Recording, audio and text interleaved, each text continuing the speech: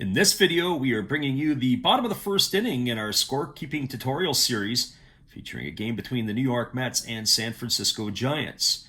The purpose of this video is to show how we keep score during a baseball game and to help those who are either new to scoring or those who are savvy veterans who have scored before, to give them some more ideas on how they may want to choose to score at home or at the ball games that they are watching in person. This is our scoring version of how we do it, and there are many different ways that it can be done, so there is not just one way to be able to do it. If you are new to this tutorial, we did do a top of the first inning, and we have some highlights from that. And one of the highlights is we went over how we tallied our balls and strikes and total pitches at the end of each inning. We also explained how we do our pitch sequence, which is each pitch is designated for the first pitch, the second pitch, the third pitch. We have our numbering of our outs per inning that help keep us track of where the outs have occurred, as well as the batters, whether they bat left or right-handed. Further to that, we've also done the positioning in terms of where the players are numbered. We have the scorecard links in that video. We'll also put them here as well of the tools of the trade that we use to be able to do it. So let's get into the bottom of the first inning. And leading off for the Giants is going to be Lamont Wade Jr. And Wade Jr. is going to be facing Kodai Senga. And the first pitch delivered to Wade Jr. is a fastball that misses up high for ball one. And we put our number right up in the ball column. We notice across the top there are 3 columns. Those are for the balls. The strikes are noted below. For the people who are new, that is the way it operates. The 1-0 pitch is on the way, and that's a called strike at the knees. That pitch is at 95 miles an hour from Senga. So pitch number 2 in at the knees, and we mark it down there. And so we've got, currently on Lamont Wade Jr., we've got 1 ball and 1 strike. Now the 1-1 pitch on the way, it is a fastball up in the zone, as Lamont Wade Jr. showed bunt, but he was able to pull back. So now it is the third pitch in that particular spot. So 2 balls and 1 strike it is to Wade Jr. And here comes the pitch, and he tries to check his swing. That was the ghost fork. Up goes the right hand of the home plate umpire because they feel that Wade Jr. went around a little bit too far, and that runs the count now even to 2-2. So 2 balls and 2 strikes to Wade. Here comes the 2-2 pitch, and that is swung on and fouled off down the right field line, and the count is going to remain even at 2-2. So when we have the extra ones, we run out of columns in the bottom, or I should say run out of rows in the bottom, and the 5th pitch here happens to be a foul ball. We just keep adding it along, so now he's got 5 pitches into the bat. The count remains at 2-2. Now the 2-2 offering to Wade Jr., it's a fastball down all the way to the backstop. That's going to run the count now to 3-2, right through the catcher of the Mets. So that is going to be number 6 in this spot. So 3 balls and 2 strikes to Wade Jr. And the 3-2 on the way, and it is a forkball that misses outside for ball 4.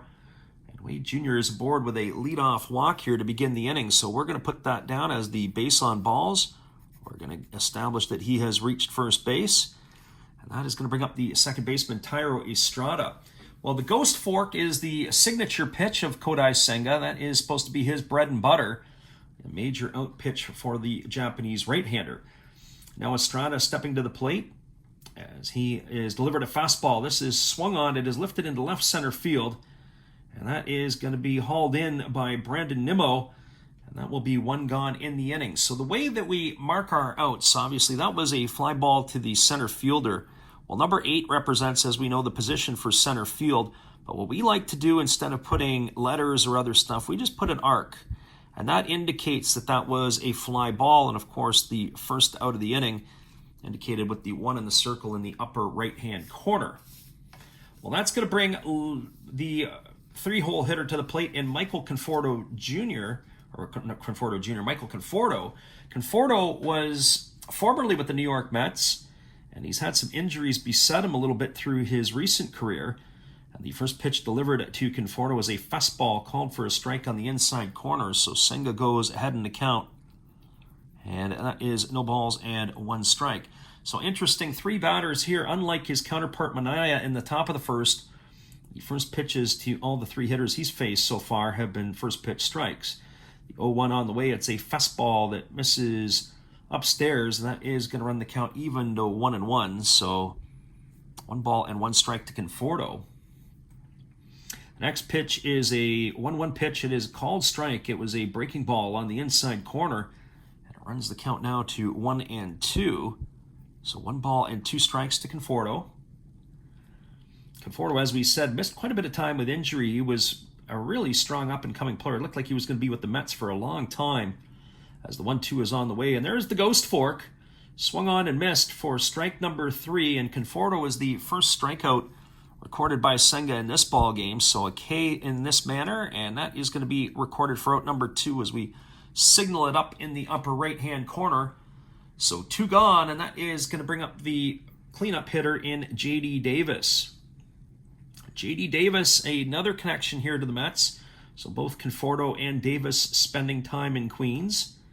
And the first pitch delivered to Davis, and that is a base hit up the middle, just past the leg of the pitcher, Senga, into center field. That's going to advance the runner, Lamont Wade Jr., over to second. So we'll put down the single here for Davis. We're going to advance Wade Jr. over to second. That puts runners at first and second with 2 gone.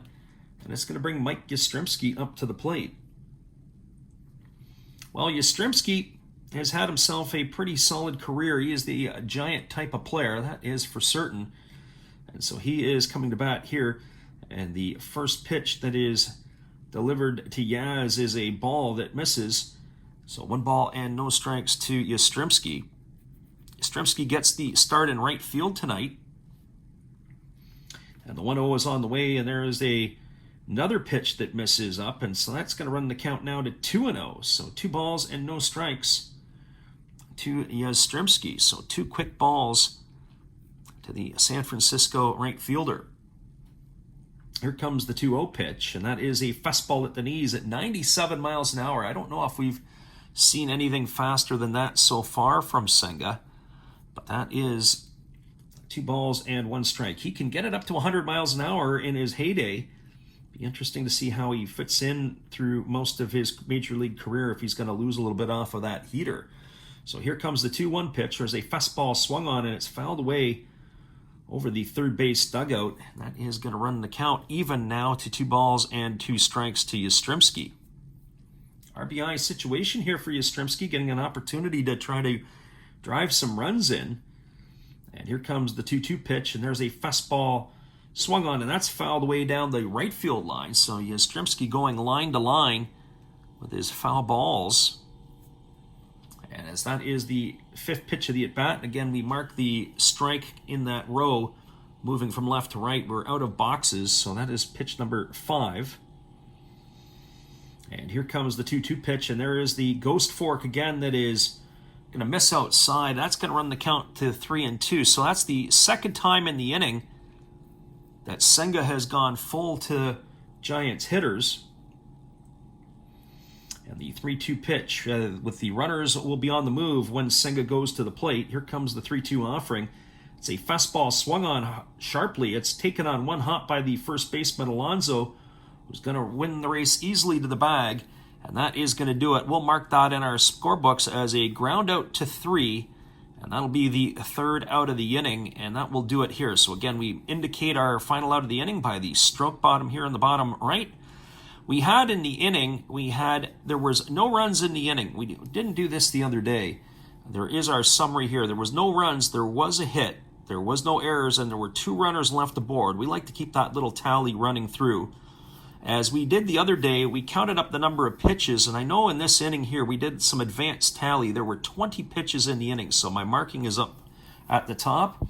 And then when we do our balls and our strikes, just to keep track, we had 4 balls to Wade Jr., we had 1 to Conforto, and we had 3 to Yastrzemski, and that gives us a total of 8. 8 balls in the inning, 12 strikes, 60% strike rate. Needs to be a little bit better, does Senga. But ultimately, that gives you an idea of what it is. Well, that's the conclusion of the bottom of the first inning. We're going to come back in a few days, and we'll give you the top of the second. We'll continue with our scoring. Score after one complete inning, it is the Mets nothing and the Giants nothing. We'll be right back in a few days' time with the top of the second inning with the Last Drafts Baseball YouTube channel. Thanks again for watching, everybody. Don't forget to like and subscribe. Hopefully we'll see you again in a few days.